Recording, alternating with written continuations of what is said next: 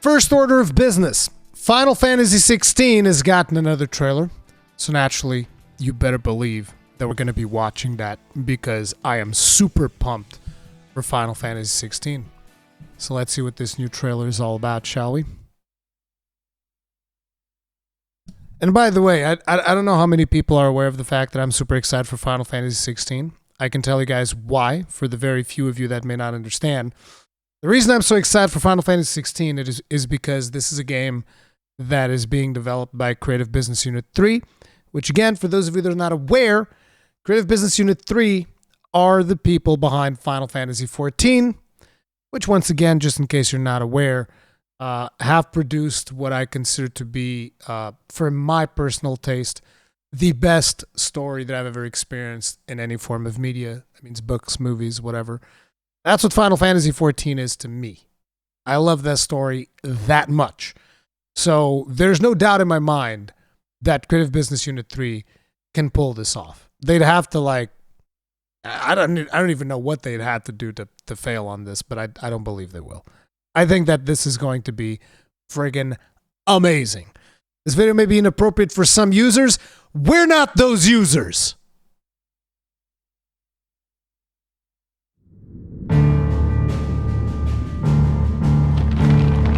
It has been 1,500 years since the fall of our forebears.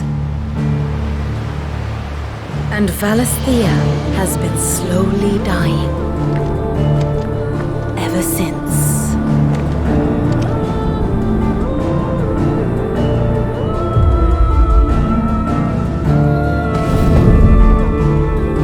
Not much further now. But we're in the middle of the Deadlands. The blight sucked this place dry. Meaning no trees, no birds, and no magic. Darkness spreads as day gives way to twilight. The Mother's flame now all but a flicker. We cannot live without the blessing of the crystals.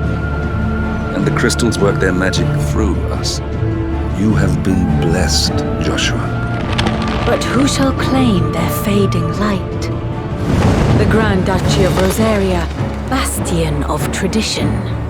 At the very least, we must secure Drake's breath. The Holy Empire of Sanbreque, where ambition is divine. The Imperial banner shall fly over every city in storm. All shall bow before their emperor. The Dalmekian Republic, whose fortunes shift with the desert sands. And what of our wise rulers? Goaded into war without any thought as to what chaos it might reap. The Iron Kingdom, forged in faith and fear. Their souls were sullied with the stain of ether. I merely cleansed them of their corruption. Or the Kingdom of Waloed, indomitable in its isolation. The dark swallows more of the realm with each passing day. And as the fringes fade, the people flock to the mother crystals. From a single spark, will the land ignite? In the year 860,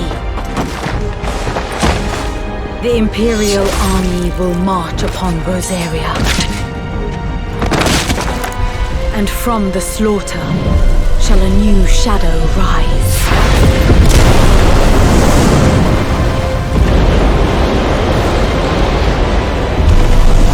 Fall upon the dominants, painting their destinies black as night.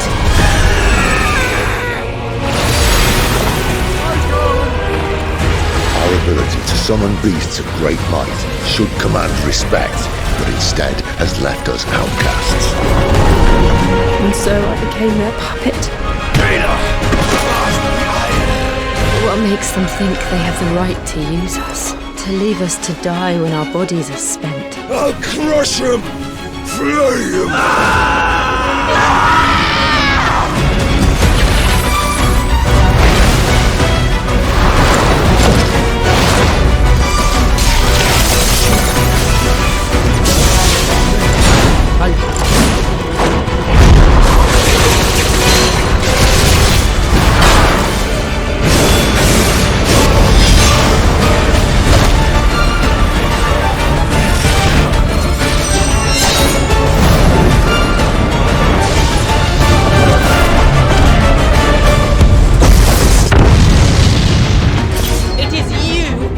shall bow to me! Very well. Come then. Show us the strength of your will.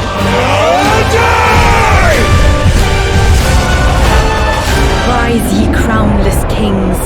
A reckoning is upon you. A war of the icons.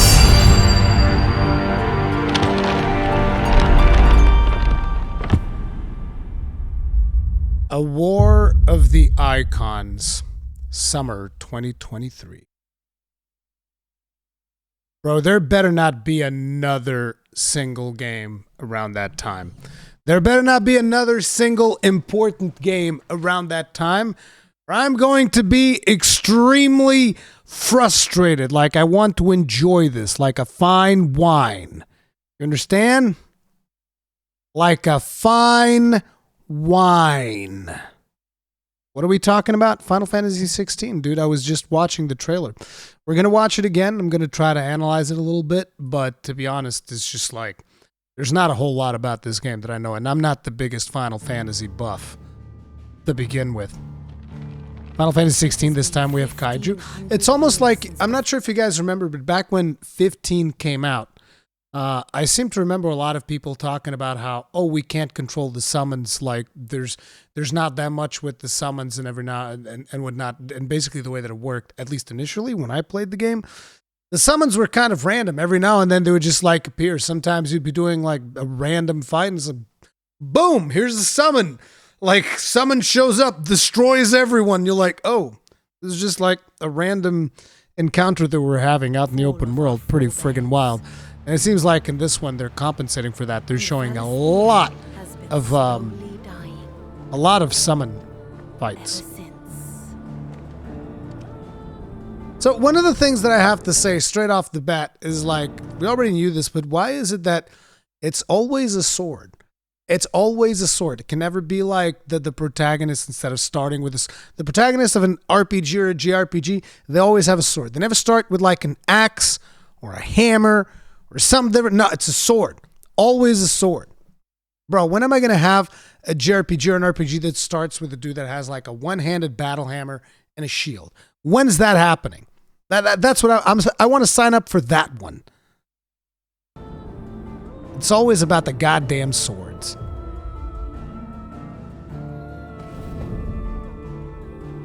How much further now? We're in the middle of the Deadlands. The blight sucked this place dry. Meaning no trees, no birds, and no magic. Darkness spreads as day gives way to twilight. The mother's flame now all but a flicker. Mother's flame now all but the flicker. Mother crystal? Without the blessing of the crystals. Can't live without the blessing of the crystals. Work their magic through us. You have been blessed, Joshua. But who The kid is can summon Phoenix, basically, shall claim their fate? but he can't control it. The Grand Duchy of Rosaria, bastion of tradition. At the very least, we must secure Drake's breath.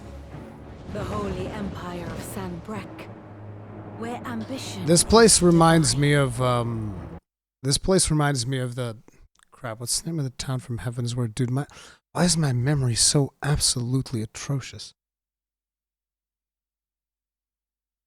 It's not the Holy See. Something guard. Crap, dude! I freaking hate myself. I even know the name of the teleport. It's the Foundation. But you guys know what city I'm talking about. Ishgard. Thank you. Thank you very much. Ishgard. Jesus Christ. This place reminds me of Ishgard. Like, this whole room basically reminds me a lot of, like, Count Fortem Manor. Banner shall fly over every city in storm. All shall bow before their emperor. The Dalmekian Republic, whose fortunes shift with the desert sands. And what of our wise rulers? Goaded into war without any thought as to what chaos it might reap. The Iron Kingdom, forged in faith. I don't like the fact that the Iron Kingdom is the kingdom forged in faith and fear. I was like, bro, why is it called the Iron Kingdom then? Iron is like supposed to be for badass kingdoms. It's like, no, the Iron Kingdom forged in faith and fear. Okay, thanks. I I merely cleansed them of their corruption. Or the kingdom of Waloed, indomitable in its isolation. The dark swallows more of the realm with each passing day.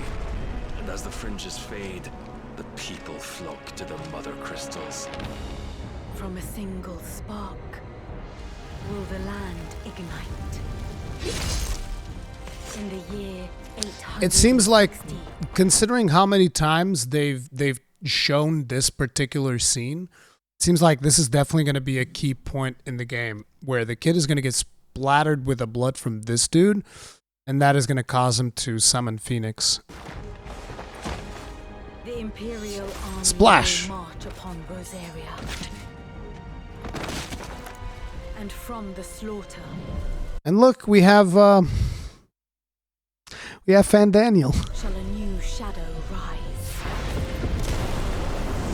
Whoever that guy is, he's got the power of Ifrit, apparently. At least I'm assuming that's Ifrit. To fall upon the dominance. Because again, I'm not a Final Fantasy buff. Black as night.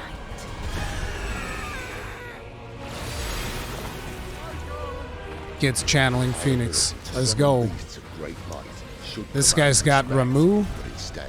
This guy's got Titan. And so I became their puppet. Traitor! What makes them think they have the right to use us?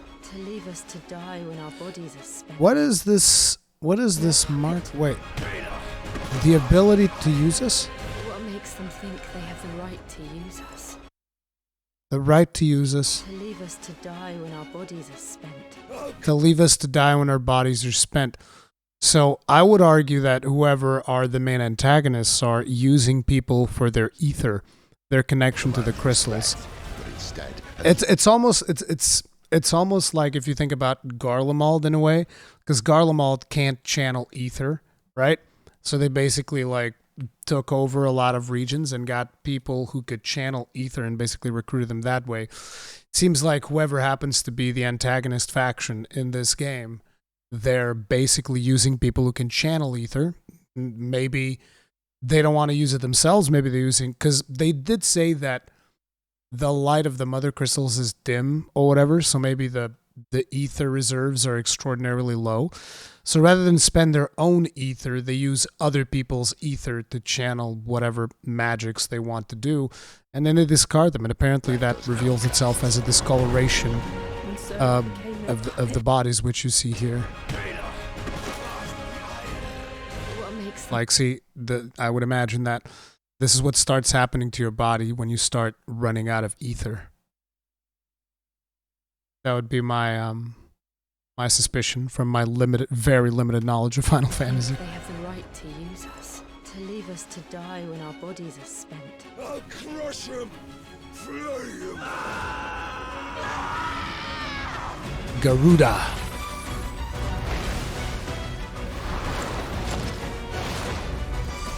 Shiva. Ramu again. This is straight up gameplay. Look at this.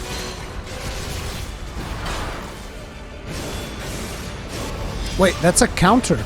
That's a parry right there. It's at precision dodge though. Gambit counter times 12, precision dodge times 2. Aconic strike. Did he jump? No, he jumped midway into the air. That is a really cool looking parry.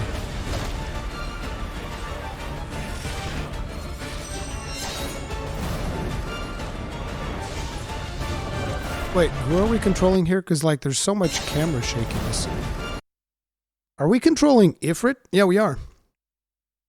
It's Ifrit versus Titan. It seems like we would be controlling Ifrit because traditionally the left side is reserved for player stuff in most video games when it comes to UI anyway.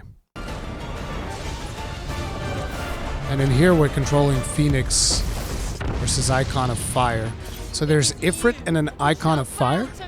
Very well. Come then.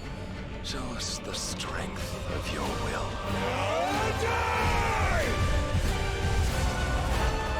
Rise, ye crownless kings. A reckoning is upon you. A war of the icons. The War of the Icons. Looks friggin' badass. Cannot wait for it. I think it's going to be a fantastic friggin' game. We have some words here that you guys have linked to me in Discord. Here's the latest from Final Fantasy XVI producer Naoki Yoshida and Hiroshi Takai. Greetings everyone, I'm happy to announce that our newest trailer, Ambition, is now live. Rather than focusing on action as we did on our last reveal, this time we wanted to give the world a more in-depth look at Final Fantasy XVI's lore and its rich cast of characters with the dominance front and center. The flames of war spread as Valisthea enters an age of twilight. Where will fate lead the dominance and what future awaits the realm at the end of this bitter conflict? There are still many more questions to be answered, many more truths to be uncovered. With regards to development, the team has turned the corner and entered the home stretch and is currently concentrating its efforts on debugging, tweaking, polishing, and optimization. As for promotion, over the next few weeks, myself, main director Hiroshi Takai, creative director Kazutoyo Maehiro, and localization director Michael Christopher Koji Fox will be taking part in interviews with multiple media outlets from across the globe to bring you even more information. Make sure to keep your eyes out for those as well. I want to do an interview with Yoshi! That'd be friggin' sweet. Dream interviews. Hidetaka Miyazaki, Ryozu Tsujimoto, Naoki Yoshida. The three dream interviews for me, personally. I already did the Miyazaki one. Even though it was a group interview, I'd like to do a solo one with him. But I already did an interview with Miyazaki. But I would like to do a one-on-one interview with him. That'd be interesting. Bobby Kotick. I'd rather eat glass than stand in the same room as that dude. Hello. Our third trailer is finally here and jam-packed with exciting new information that provides a better picture of how the game's setting, lore, and characters tie in with our compelling narrative. Hopefully it was worth the wait. As the game edges closer to completion, the team has turned its full attention to debugging and final adjustments. Now things are starting to come together. The game is sizing up to be something truly special. We know you are all hungry to see more, but for now, we hope that this little peek into the world of Final Fantasy XVI is enough to keep you both satisfied and, of course, speculating until our next big reveal. Hiroshi Takai, the game director. Yeah, dude, but to be fair, I'm actually not hungry for more. I'm just hungry for the game. Because like I always say, unfortunately, nowadays, there's this tendency to over-reveal. In my opinion, I don't want them to go down that road. Like, listen, I've seen plenty. I've seen more than enough. I know what's the background of this team. I've seen more than enough. I am in. Just give me the game when it comes out, you know? Just give me the game. If anything, the only thing I'd like to watch after is actually interviews like they're saying, which hopefully do not reveal too much about the story. There's this tendency nowadays to over-reveal when it comes to storytelling. Even just like recently with the Bayonetta 3 situation when we watched like the last trailer or whatever, it just shows I don't want to go into spoilers myself, but it basically shows the death of a character. And I'm just like, bro, stop. What is wrong with you? Like, dude, stop. Like, Jesus. Anyway, I'm super pumped for Final Fantasy XVI. Can't wait for that game. It's going to be awesome. The biggest problem is that if it's going to be in summer, it's going to be over summer break, which means I'm going to be spending time with my kids. It's going to be hard to actually get any work done, but we'll see.